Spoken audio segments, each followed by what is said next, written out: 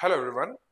Today we are going to talk about a very specific period in Indian history, that is the period between 1937 to 1947, which for me is one of the most eventful period in modern Indian history, second only to the first decade, that was 1900 to 1910.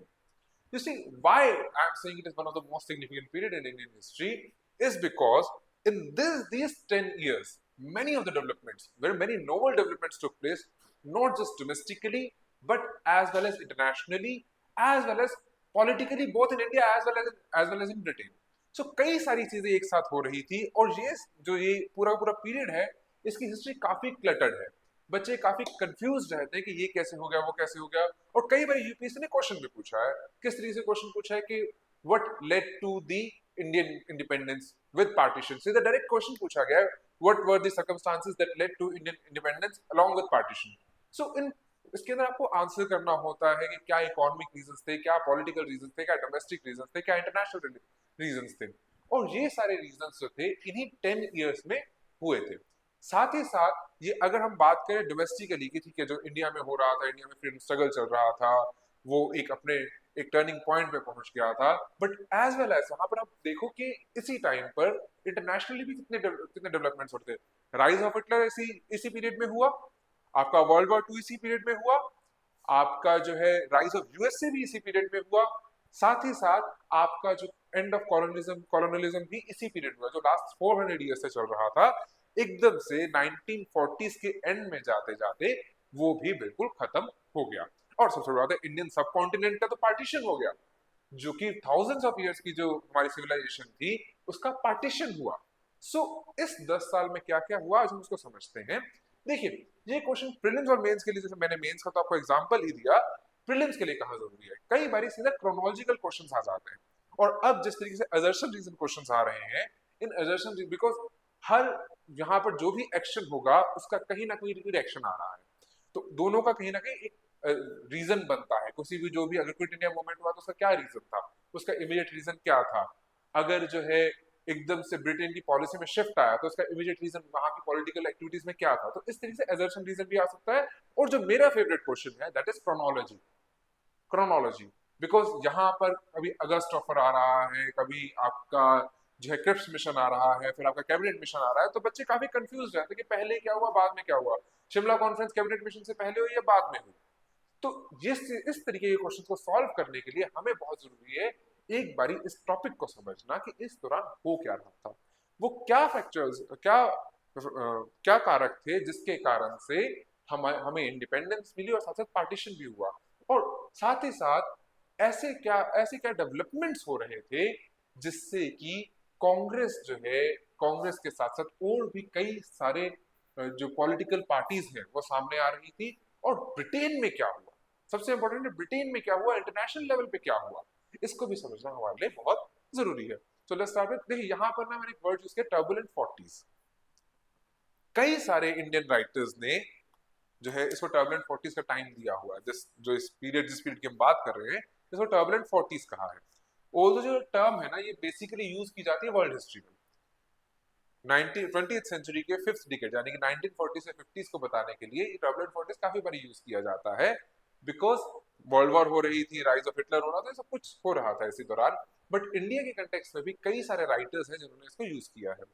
अगर हम optional की बात करें तो optional में इस word को काफी ज्यादा यूज किया जाता है, बट इसको सिर्फ और सिर्फ आप मतलब इसको आप ज्यादा तवज्जो मत दीजिएगा। But yes, many of the writers have used this term. चलिए,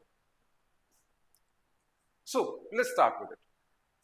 हमारी कहानी शुरू होती है, इसको एक कहानी की तरह लीजिए, हमारी कहानी कहाँ शुरू होती है। देखिए, अंत हमें पता है, अंत हमें मालूम है, अंत होने वाला है इंडिया एंड इट्स पार्टीशन। एक स्वतंत्र देश भारत बनेगा, we will be an independent nation, और उसके साथ सब कॉन्टिनेंट का डिवीजन होगा between two countries, India and Pakistan. Let me correct myself, three countries, India, Pakistan and eventually Bangladesh in 1971। So and मुझे मालूम है 1947 में क्या होने वाला है, मुझे मालूम है। बट स्टोरी की शुरू कहां से होती है, कहां से ये जो चक्र है, ये जो व्हील है, when it started turning.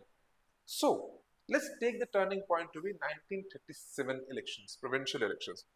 Everyone knows 1935 में गवर्नमेंट ऑफ इंडिया एक्ट 1935 के थ्रू लेजिस्लेचर्स के इलेक्शंस की बात रखी गई थी, वहां पे रिप्रेजेंटेटिव गवर्नमेंट्स की बात हुई थी, और 1936-37 में प्रोविंशियल लेजिस्लेचर्स के लिए इलेक्शंस भी हुए थे। और उन इलेक्शंस में से जो 11 ब्रिटिश प्रोविंस थे, 11 ब्रिटिश प्रोविंसेस में से 8 में कांग्रेस ने जो है मेजोरिटी गेन करी थी। बाकी पंजाब में भी it was not an insignificant player. UP में सिंगल लार्जेस्ट पार्टी बनकर आई थी। तो पूरे इंडिया में जो कांग्रेस का पत्ता चला था, और कांग्रेस ने पूरा का पूरा ही एक तरीके से वन साइडेड टेक ओवर कर दिया था इलेक्शंस को। सो इससे हमें क्या पता चलता है कि जो आपका कि जो कांग्रेस थी वो पॉलिटिकली इस टाइम पे काफी ज्यादा स्ट्रांग थी, और उसके पास पब्लिक पीपल सपोर्ट भी था। और इसी के अंदर हमने एक चीज और नोट करी थी, दैट मुस्लिम लीग। देखो, हम जिस पीरियड की बात कर रहे हैं उस पीरियड में मुस्लिम लीग का हमने राइज देखा है, और मुस्लिम लीग के जो एस्पिरेशंस थी, उनकी जो डिमांड्स थी, उनको पूरा होते हुए भी देखा है। लेकिन 1937 में देखा जाए तो मुस्लिम लीग बिल्कुल ही साइडलाइन हो गई थी। पंजाब जो कि अपना स्ट्रॉन्ग होल्ड मानती थी, बंगाल जो अपना स्ट्रॉन्ग होल्ड मानती थी, वहां पर भी मुस्लिम लीग कुछ खास परफॉर्म नहीं कर पाई थी। सेकेंडली, जो कांग्रेस हमेशा मोहम्मद अली जिन्ना ने कहा that I am the sole representative of Indian Muslims, मैं इंडियन मुस्लिम्स का चेहरा हूँ। मुस्लिम मेजोरिटी प्रोविंसेस, जिस तरीके से हमने बात करी बंगाल और पंजाब, वहीं पर जो है मुस्लिम लीग जो है अपना ग्राउंड खोती हुई दिखी थी, और कांग्रेस इस टाइम पे काफी पावरफुल हो गई थी। सो हमें अब ये देखना है कि ये दोनों अभी रिवर्स कैसे होगा, बिकॉज ये 1987 के इलेक्शन से 1946 में से उल्टा होने वाला है।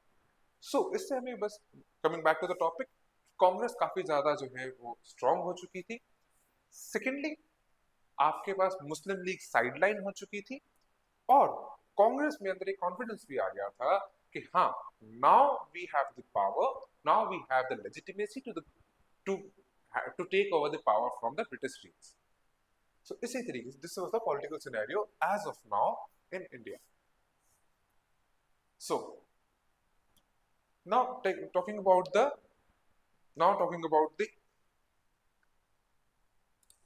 अब हम आगे बात करें तो पॉलिटिकल सिचुएशन सिर्फ इंडिया में नहीं चेंज हो रही थी, सिचुएशन ब्रिटेन में भी चेंज हो रही थी।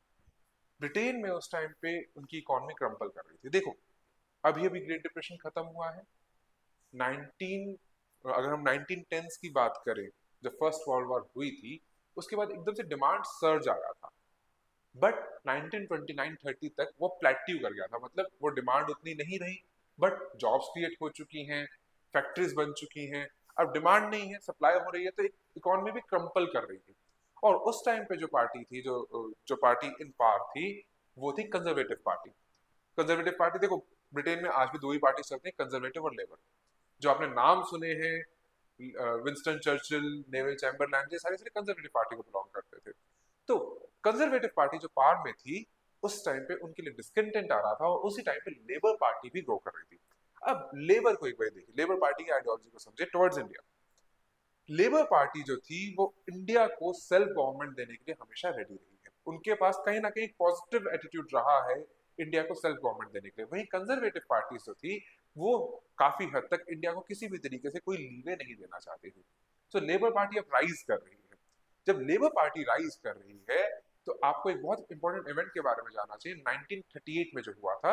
1938 में लेबर पार्टी के कुछ इंपॉर्टेंट जो लीडर्स थे, जिसमें कि क्लीमेंट एटली भी थे, जो आगे चल के ब्रिटिश के प्राइम मिनिस्टर बनने वाले हैं after 10 years. Sir Stanford Cripps थे। सर स्टैनफोर्ड क्रिप्स के बारे में आप लोगों ने कहीं ना कहीं पढ़ा होगा। आप लोगों ने अगर उनका पूरा नाम नहीं पढ़ा तो क्रिप्स मिशन का नाम जरूर सुना होगा। वो भी थे, और एक क्लोज डोर मीटिंग हुई थी 1938 लंदन में ही नेहरू के साथ, और उन्होंने, लेबर पार्टी ने प्रॉमिस किया था, if we come to power we will provide self government to India, we will provide dominant status to India. Yes, it was very clear, ये बात नोटेड है हिस्ट्री में, ये उन्होंने प्रॉमिस किया था। सो लेबर पार्टी के पास हमेशा से ही, लेबर पार्टी ने कहीं ना कहीं इंडिया को सेल्फ गवर्नमेंट की तरफ उनकी डिमांड को समझा था, while conservative party was against it.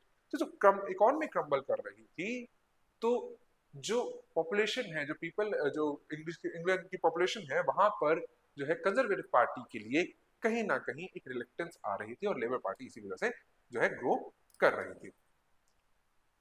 Next, coming back to India, that is society. अब इंडिया की सोसाइटी कैसी थी?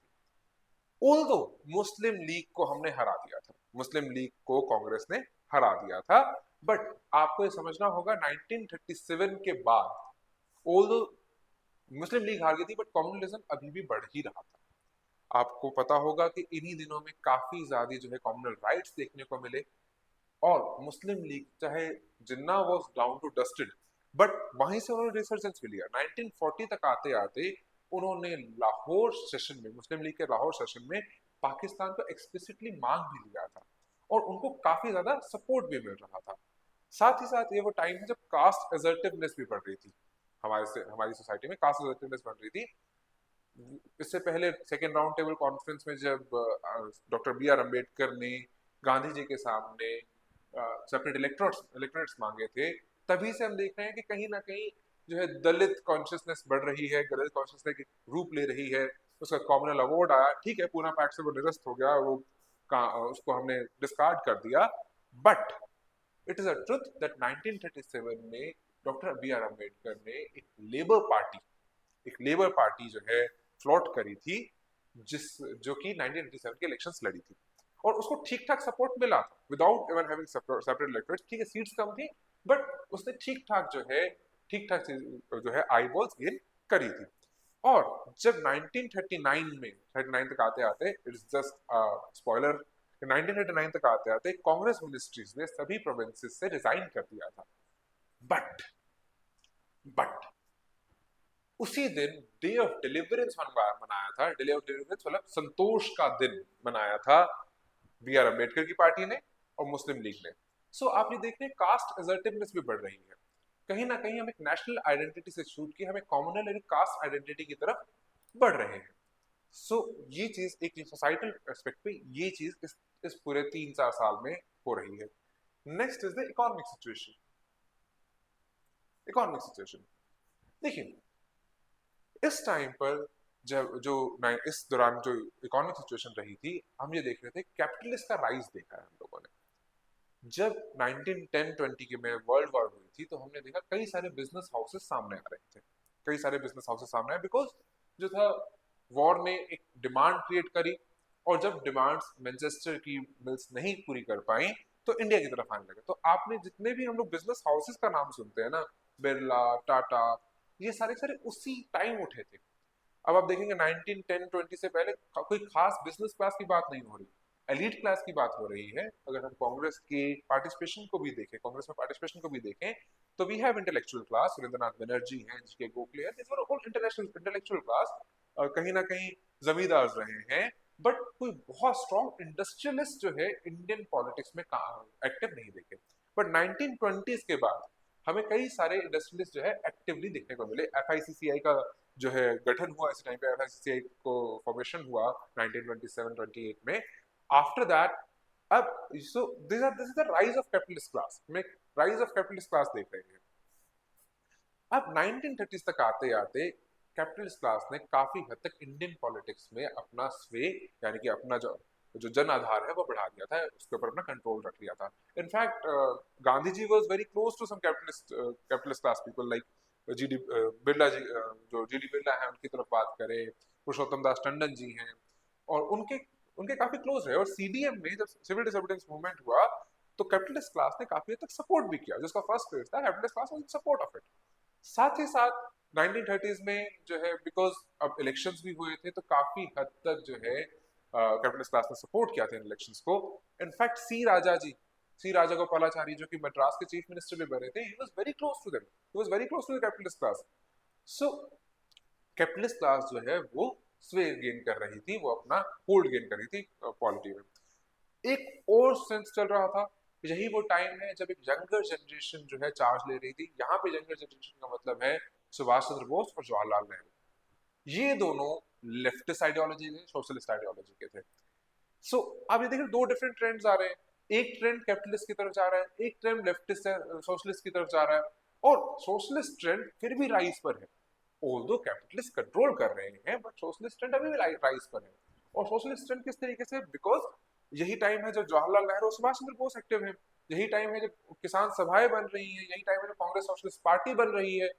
सो यहाँ पर कई सारे कैपिटलिस्ट क्लास तो थोड़े से बैरी भी होते थे कि यार ये इतना सोशलिज्म नहीं बढ़ना चाहिए। आप सब लोगों ने बॉम्बे प्लान का नाम सुना है जो 1940s में आया था, बट उससे पहले 1930s के एंड में जाते जाते एक बॉम्बे मैनिफेस्टो भी आया था। And that Bombay manifesto told us, वो बेसिकली कई कैपिटलिस्ट क्लास ने लिखा था। So just to make sure कि जो गांधी और जो नेहरू जी की जो पॉलिसीज है, या जो अभी हमारे पास जो पॉलिसीज आ रही हैं, वह कहीं जो है वो कहीं सोशलिस्ट की तरफ ज्यादा ना चली जाए। सो ये इकोनॉमिक सिचुएशन इंडिया की चल रही थी इस टाइम पे। Next was the mass movement scenario.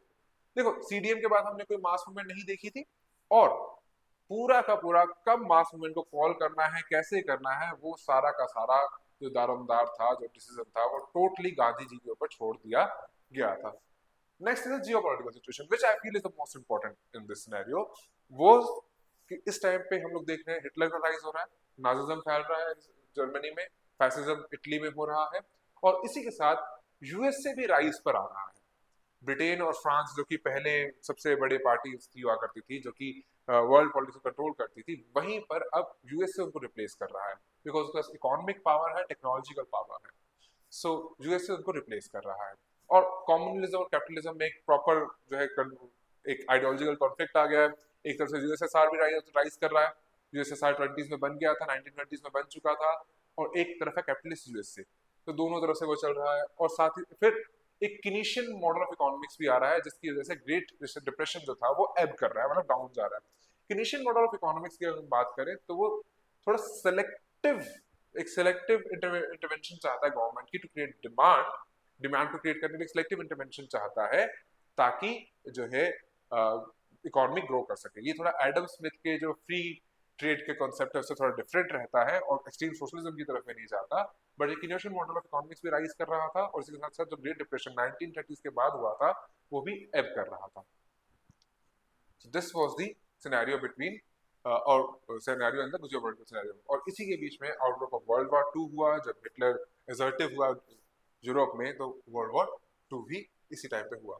और जैसे ही वर्ल्ड वॉर 2 हुआ, ब्रिटिश न्यू के यार बिना इंडियन पॉलिटिकल पार्टीज के सपोर्ट के, why Indian political parties support, because they had स्वे ओवर द लेबर यूनियंस के ऊपर स्वे है, और ट्रेड यूनियंस के ऊपर स्वे है उनका। सो जब तक कि इंडियन पॉलिटिकल पार्टी से इंडिया का प्रॉपर सपोर्ट नहीं आएगा, it would be very difficult for them to face the Nazis as well as. अब पॉलिटिकल पार्टीज के लीडर साथ अच्छा रहेंगे तभी तो वो भर्ती करवाएंगे ब्रिटिश फोर्सेस की, ब्रिटिश फोर्सेस में इंडियंस की। सो नाजिस को फेस करना बहुत मुश्किल था। यहीं पर तो जब उन्होंने अपील की बात करी, ब्रिटिश गवर्नमेंट ने अपील किया पॉलिटिकल पार्टी से, तब कांग्रेस ने अपना एक कंडीशनल अप्रोच रखी। फर्स्ट ऑफ ऑल कि best we are very willing to give you support, but हमें एक प्रॉमिस चाहिए कि हमें कंप्लीट इंडिपेंडेंस मिले। दूसरा, जो इन्हीं अभी के अभी एक रिस्पॉन्सिबल गवर्नमेंट इंडिया में बनाई जाए। यहीं पर जब कांग्रेस ने अपना कंडीशनल अप्रोच रखी, वहीं पर मुस्लिम लीग ने टैसिट सपोर्ट दे दिया। अब यहां पर आप समझिए, we all know we all know the situation between Nehru, sorry, Mahatma Gandhi and Subhash Chandra Bose. उनका भी तो यही एक पॉइंट ऑफ पॉइंट था कि जो पॉइंट ऑफ डिफरेंस आया था वो यही तो था कि सुभाष चंद्र बोस चाहते थे कि हम लोग जो है इस जियोपॉलिटिकल सिनेरियो का फायदा उठाएं, और जर्मनी से अपील करें कि वो हमें जो है आजादी दिलवाने में, ब्रिटेन के खिलाफ आजादी दिलवाने में हेल्प करें। While on the contrary Gandhi ji कहते थे कि दुश्मन का कभी उसके कमजोर समय पर फायदा नहीं उठाना चाहिए। तो इन दोनों के बीच में एक बहुत बड़ा कॉन्फ्लिक्ट पॉइंट आ चुका था, जिसके आगे चल के सुभाष चंद्र बोस ने जो है कांग्रेस प्रेसिडेंट से भी रिजाइन किया, और at the and he left India. So this was going on. So this was happening, जो है मुस्लिम लीग ने अपना टैसिट सपोर्ट दे दिया था।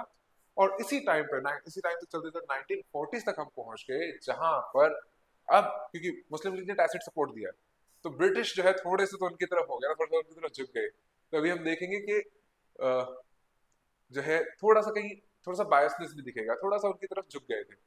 सो अब लाहौर रेजोल्यूशन आया मार्च 1940 में मुस्लिम लीग का, जिसके अंदर उन्होंने पहली बारी जिन्ना ने एक सेपरेट सॉवरेन नेशन की कॉल करी। अभी तक देखिए, अभी तक मुस्लिम लीग 1910s में बन, 1900s के फर्स्ट डेकेड में बन चुकी थी।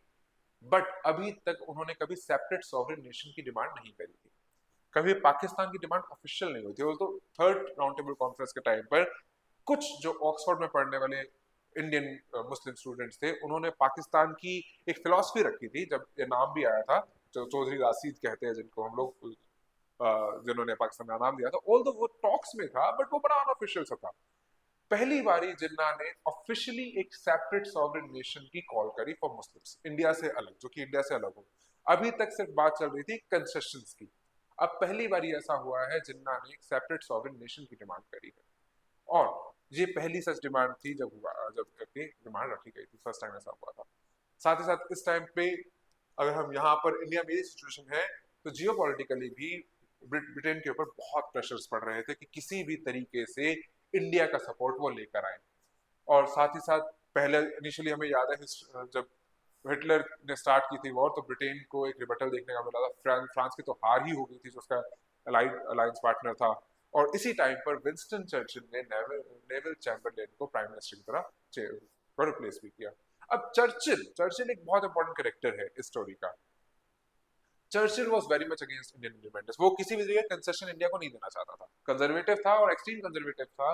वो किसी भी तरीके से इंडिया को जो है सेल्फ गवर्नमेंट नहीं देना चाहता था। बट बट यही वो टाइम है जब यूएस भी राइज कर रहा था, और यूएस जो है, यूएस भी बारी बारी कह रहा था भाई तुम मुझसे मदद मांग रहे हो, तुम्हारी अपनी कॉलोनी नहीं हेल्प कर रही। तो विंस्टन चर्चिल ने कहा कि चलो लेट्स सी, थोड़ा सा कंसेशन देके देखते हैं ताकि सब लोग शांत हो जाएं। तो पहला ऑफर आया, that was August offer, at the time when at the time of Lord Linlithgow as the Indian viceroy. तो उन्होंने एक पहला ऑफर दिया कि अगर अगर जो इंडियन पॉलिटिकल लीडर्स हमारा साथ देते हैं, so after so what we will do is, हम लोग गवर्नर जनरल के एग्जीक्यूटिव काउंसिल को हम एक्सपैंड करेंगे और सभी पॉलिटिकल पार्टीज के रिप्रेजेंटेटिव को उसमें हम जगह देंगे। और साथ साथ एक वॉर एडवाइजरी काउंसिल होगी जिसके अंदर इंडियंस का रिप्रेजेंटेशन होगा। सो एक तरीके से सेल्फ गवर्नमेंट को थोड़ा सा जो है प्रॉमिस कर दिया, बट कंप्लीट इंडिपेंडेंस की डिमांड को नहीं किया, किसी भी हाल में कंप्लीट इंडिपेंडेंस की डिमांड को नहीं किया। इसी वजह से कांग्रेस ने रिजेक्ट किया, और साथ ही साथ कांग्रेस ने रिजेक्ट किया, और साथ ही साथ जो है मुस्लिम लीग ने भी, उनको लगा कि कोई भी एक्सप्लिसिट फैक्टर्स नहीं है, कोई भी एक्सप्लिसिट कंसेशंस नहीं है मुस्लिम्स के लिए। सो सभी मेजर पार्टीज ने इसको रिजेक्ट कर दिया, so it was not accepted. But at the same time geopolitical situation बदली, पर्ल हार्बर अटैक हुआ, जिससे कि जो है अमेरिकन प्रेशर और बढ़ गया आपके ब्रिटेन पर। अब जो है पहले क्या था, अमेरिका जो है सिर्फ और सिर्फ सप्लाईज कर रहा था, अब जो है वो उसको एक्टिवली पार्टिसिपेट करना पड़ रहा है। सो फ्रैंकलिन डी रूजवेल्ट की जो पॉलिसी ऑफ न्यूट्रलिटी थी, दैट वाज गॉन अवे। जो लैंड लीज एग्रीमेंट चल रहा था कि हम आपको हथियार देंगे, तुम हमें पैसा दे देना, ये चल रहा था, वो भी चला गया। और साथ ही साथ जापानीज जो फोर्सेस है वो साउथ ईस्ट एशिया में बढ़ने लगी। सो अब अमेरिका भी कूदा, बट अमेरिका ने और प्रेशर डाला भी कुछ करो तुम। सो इसीलिए अब जब इसीलिए जब ये प्रेशर बढ़ा, ये प्रेशर जब बहुत ज्यादा बढ़ गया आपके ब्रिटिश पॉलिटिक्स पर, ब्रिटिश पॉलिटिशियंस पे, तो फाइनली विंस्टन चर्चिल ने, to appease his American allies, finally एक क्रिप्स मिशन भेजा इंडिया में, जो कि सर स्टैफर्ड क्रिप्स के थ्रू था, और जो कि लेबर लीडर थे वॉर काउंसिल में। लेबर लीडर थे, याद रखना, Winston Churchill was conservative, but sir Stafford Cripps was a labour leader. उनको एक मिशन भेजा, तीन लोग थे उसके अंदर, उनको भेजा गया ताकि इंडिया में बात कर सके और किसी तरीके से इंडियन पॉलिटिकल पार्टीज को कंसेशन देकर किसी भी तरीके से इंडिया की पार्टिसिपेशन को वो सुनिश्चित करवा सके। बट क्योंकि हाफ हार्टेड एफर्ट था, चर्चिल खुद नहीं चाहते थे कभी जो है ये सक्सेसफुल हो। इतना बुरा हाल था कि इस क्रिप्स मिशन को तो वाइसरॉय से रिसेप्शन भी नहीं मिली, मतलब उसको बुलाया भी नहीं गया, तू आके कुछ खाना खाना खा ले, वो भी नहीं हुआ। बट यहाँ पर इन्होंने फिर भी बात करी, कई लोगों से मिले, कई पॉलिटिकल पार्टी से मिले, और आखिर में इन्होंने रिकमेंडेशंस दी कि हम डोमिनेंट स्टेटस देने को तैयार हैं, हम एक कॉन्स्टिट्यूएंट असेंबली देने को तैयार हैं, और इन्होंने एक बहुत इंपॉर्टेंट बात कही, वो ये थी कि कोई भी प्रपोजल जब तक कि वो माइनॉरिटीज को एक्सेप्ट नहीं होगा तब तक ब्रिटिश गवर्नमेंट उसको एक्सेप्ट नहीं करेगी, तब तक ब्रिटिश गवर्नमेंट उसको एक्सेप्ट नहीं करेगी। सीधी सीधी बात थी कि इस तरीके से हम लोग एक जो है किसी भी तरीके से हम एक वीटो पावर दे रहे थे किसको, मुस्लिम लीग को, कि जब तक कि वो मोहर नहीं लगाएगी तब तक जो है कोई भी कॉन्स्टिट्यूशनल डेवलपमेंट इंडिया में नहीं हो पाएगी। सो क्रिप्स मिशन तो फेल होना ही था, क्रिप्स मिशन का तो फेल होना चाहिए था। और इनफैक्ट यहाँ पर गांधी जी ने एक बहुत अच्छा टर्म भी यूज किया था, जब गांधी जी से मिले तो गांधी जी को इनके कोई भी प्रपोजल पसंद नहीं आए और उन्होंने कह दिया ये तो एक ब्लैंक चेक है, एक पोस्ट डेटेड ब्लैंक चेक है, एक फेल होता है बैंक का, एक ऐसा चेक दे के गए हो तुम मुझे जो कि बैंक ही फेल होने वाला है, तो मैं इसका क्या करूंगा। सो क्रिप्स मिशन जो था वो फेल हो गया। बट क्रिप्स मिशन के गिरते ही, क्रिप्स मिशन के फेल होते ही क्विट इंडिया मूवमेंट जो है वो लॉन्च करेगी। क्विट इंडिया मूवमेंट के लॉन्च करने का सबसे बड़ा रीजन ही जो है क्रिप्स मिशन का फेलियर कहा जाता है। सो नाउ जो है आपका क्विट इंडिया मूवमेंट लॉन्च हो चुकी है, जो कि फर्स्ट मास मूवमेंट थी सीडीएम के बाद। हाँ, बट जैसे क्विट इंडिया मूवमेंट 7 अगस्त को ग्वालियर टैंक महाराष्ट्र से, मुंबई से लॉन्च करी गई, उसी टाइम पर एक ऑर्डर पास हुआ और जितने भी फ्रंट लाइन लीडर्स थे, गांधी, नेहरू, पटेल, इन सबको जो है इनकार्सिनेटेड कर दिया गया, मतलब जेल में डाल दिया गया। तो एक पॉलिटिकल वैक्यूम क्रिएट हो गया। अब क्या हुआ, एक सेकंड लाइन लीडर्स का ग्रोथ हुआ और इसीलिए हम कहते हैं क्विट इंडिया मूवमेंट के बारे में जब हम पढ़ते हैं तो काफी डिसेंट्रलाइज्ड रही है। कोई बहुत ज्यादा, कोई बहुत सेंट्रलाइज्ड नहीं था जो स्ट्रक्चर था एज कम्पेयर टू सीडीएम या एनसीएम, एक सेंट्रलाइज था बिकॉज जो ऊपर की पार्टी थी वो खत्म हो चुकी है। और यहाँ पर एक डिबेट भी आता है कि भाई कोई इंस्ट्रक्शंस थे या नहीं थे, डिसेंट्रलाइज था या सेंट्रलाइज था, but that is for optional. आपको बस ये याद रखना है कि पॉलिटिकल, बिकॉज फ्रंटलाइन लीडर्स को इनकार्सरेट कर दिया गया था, दैट इज वाई जो है काफी हद तक आपकी, काफी हद तक जो था quit India movement decentralise form में चला था। बट इसी दौरान क्या हुआ, क्योंकि देखो पॉलिटिकल वैक्यूम क्रिएट होने से क्या हुआ, पॉलिटिकल वैक्यूम क्रिएट होने से क्या हुआ, अब कहीं तो यार लीडर्स की तरफ देखते हैं, तो जिन्ना और जितने भी कॉमन लीडर्स को थोड़ा टाइम मिल गया, उनको थोड़ा टाइम मिल गया। और इसी टाइम पर उन्होंने अपना बेस भी गेन किया और साथ ही साथ क्योंकि ब्रिटिश कहीं ना कहीं उनकी तरफ बायस थे, एक टैसिट सपोर्ट भी दिया था। और इसी टाइम पे एक जेटलैंड पेपर्स, जो एक क्लासिफाइड पेपर्स थे, उसमें यह भी कहा गया था कि जो आपको जो है मुस्लिम्स को सपोर्ट करना चाहिए इंडिया के, ताकि वही बैकबोन बन रहे हैं। और विंस्टन चर्चिल का भी ये मानना था कि Hindu Muslim divide is the bulwark of British government in India. तो जब इस तरीके के लोग सामने थे तो उन्होंने कहीं ना कहीं मुस्लिम लीग का सपोर्ट भी किया। और मुस्लिम लीग ने इस टाइम पे पॉलिटिकल वैक्यूम का काफी फायदा उठाया और एक असर्टिव पॉलिटिकल मूवमेंट शुरू करी। इसी टाइम पे उनको एक पीसेंट यूटोपिया भी दिया गया कि भाई अभी क्या हो रहा है, जो उन्होंने उस टाइम के कंटेक्स्ट को बोला कि देखो प्रॉपर्टी, जमींदारी वगैरह तो हिंदुओं के पास है, पीजेंट्स कौन है, पीजेंट्स मुस्लिम है। हम लोग सिर्फ धर्म के लिए नहीं मांग रहे हैं, हम एक ऐसा पाकिस्तान मांग रहे हैं जहां पे हमारे मुस्लिम भाई जो कि अभी हिंदू जमींदारों के नीचे दब रहे हैं, उनको अपनी जमीन मिलेगी, उनको अपना अधिकार मिलेगा। तो एक पीजेंट यूटोपिया किया गया पाकिस्तान को, एक पीजेंट, एक जो है पीजेंट के लिए बहुत ही ऐसा स्टेट पेश किया गया जो पीजेंट फ्रेंडली होगा। और इसी टाइम पे पाकिस्तान का जो है एक जो माइंड में एक इमेज है कि यार एक बहुत अच्छा एक ऐसा देश बनेगा जहाँ पे सबकी सुनी जाएगी, जहाँ पे पिछड़ों का जो उत्थान होगा, ऐसे मान के पाकिस्तान जो है वो बन गया और मुस्लिम सॉलिडारिटी का सिंबल भी बना। So this was all going on. In between, what happened was Lord Linlithgow was called back. Lord Linlithgow was called back, and Lord Wavell, जो कि earlier war जो थे वो वॉर काउंसिल के हिस्सा थे और जो है जनरल, काफी हैवी जनरल, काफी अच्छे जनरल भी थे, उनको वाइसरॉय बना के भेजा गया। लॉर्ड वेवल की यहाँ पे थोड़ी आइडियोलॉजी समझिएगा। लॉर्ड वेवल जो थे वो किसी भी हाल में इंडिया के पार्टीशन के लिए फेवर में नहीं थे, ये बात वो पहले भी कह चुके थे। और उन्होंने बल्कि एक थोड़े से जो थे सूटसेयर थे, उन्होंने पहले प्रीएम्प्ट कर लिया था कि यार आफ्टर द वॉर, वॉर के बाद ना किसी भी हाल में हमारे पास इंडिया को संभालने के लिए जो है स्ट्रेंथ नहीं बचेगी। तो इंडिया को संभालने के लिए वॉर के बाद बहुत मुश्किल होगा। तो वो पहले ही कह चुके थे, India will be running sore which will drain the sap of British empire, ये वो कह चुके थे। सो लॉर्ड वेबल आ गए और इसी दौरान 1944 में वर्ल्ड वॉर भी खत्म हुई।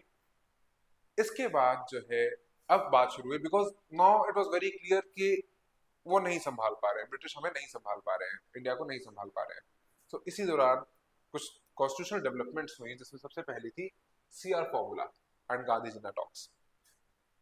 तो सीआर फॉर्मूला क्या कहता था? सीआर फॉर्मूला ने कहा था कि let's just for a moment, एक मिनट के लिए क्यों ना ब्रिटिश से हम लोग जो है पावर ट्रांसफर करवा लें, और उसके बाद हम लोग डिसाइड कर लेंगे कैसे बांटना है, प्लेबिसाइड करवा लेंगे, कुछ भी करवा लेंगे। तो सीआर फॉर्मूला ये लाया गया कि हम लोग सीट्स बांटनी होगी बांट लेंगे। तो सीआर फॉर्मूला ने ये कहा कि उसको प्लेबिसाइड करा लेंगे, सीट्स बांटनी होगी बांट लेंगे, बट एटलीस्ट हमें पहले ब्रिटिश से अपने पावर ट्रांसफर करवा लेनी चाहिए। इसी बेसिस पे गांधी जिन्ना टॉक्स भी हुई, बट ये जो फॉर्मूला था जिन्ना ने बिल्कुल रिजेक्ट कर दिया। और इनफैक्ट हिंदू कंजर्वेशनिस्ट भी जो थे, हिंदू कंजर्वेटिव लोग भी थे, जिसमें कि वीडी सावरकर भी थे, उन्होंने इसका पुरजोर विरोध किया, यहाँ तक कह दिया कि भारत किसी के बाप का नहीं है कि वो राजा जी किसी को भी दान में दे देंगे। तो यह बात हुई, बट हाँ, सीआर फॉर्मूला के बेसिस पे गांधी जिन्ना टॉक्स भी हुई थी। Then we have the Desai Liaquat pact. Desai Liaquat pact में थे वल्लभ भाई देसाई और लियाकत अली खान, जो कि आगे चल के पाकिस्तान के फर्स्ट प्राइम मिनिस्टर भी बने।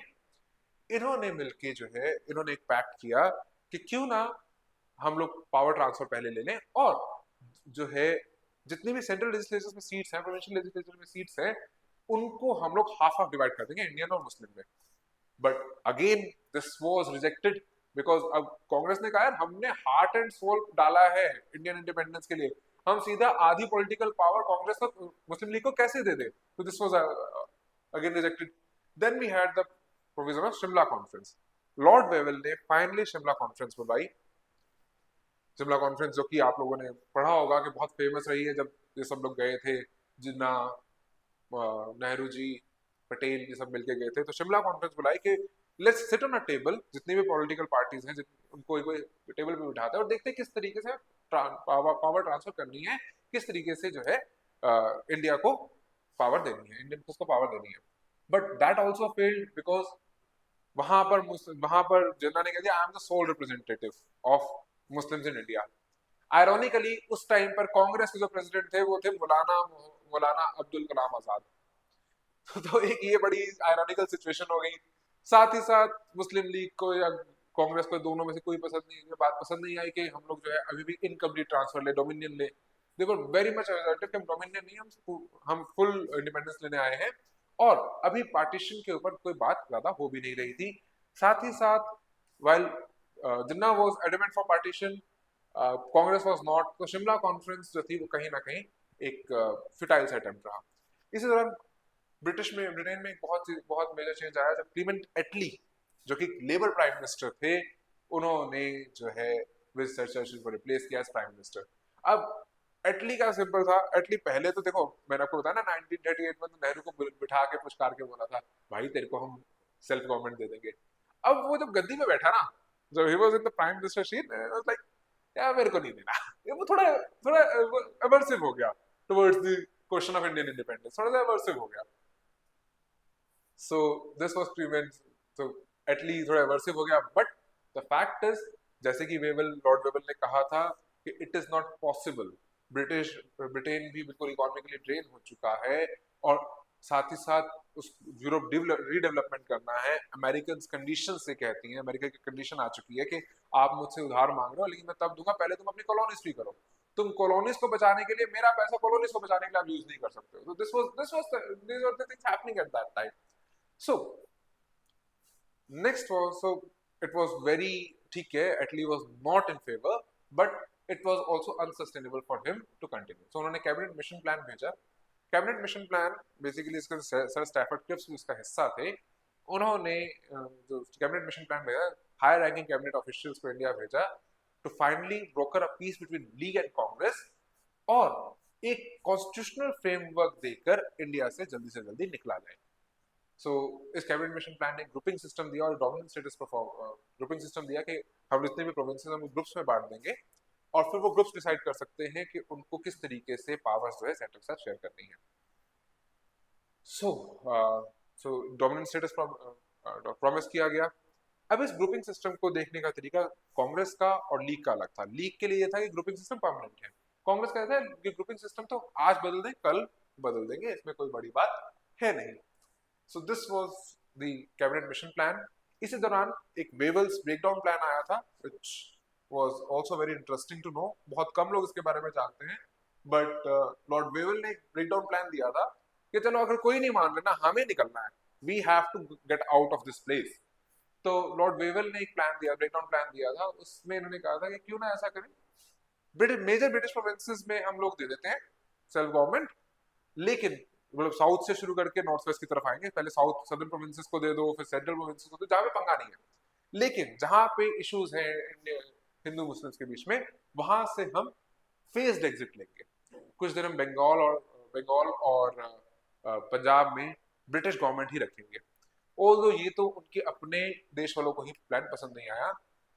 Then lord Wavell was replaced by lord Mountbatten.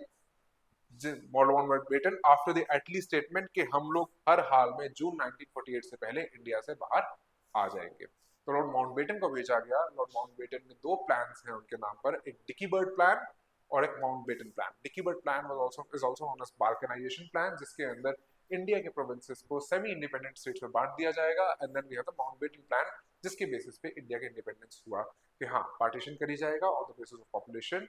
हम जितने भी एग्जिस्टिंग लेजिस्लेचर्स हैं उनको बुलाया जाएगा और उनसे पूछा जाएगा कि आप क्या अपने प्रोविंस का जो है डिवीजन चाहते हैं। तो this was Mountbatten plan, and after the Mountbatten plan, finally India gained independence. So this was all the events that took place during during the period of 1937 to 1947. Also, आपको अच्छा लगा होगा, I guess.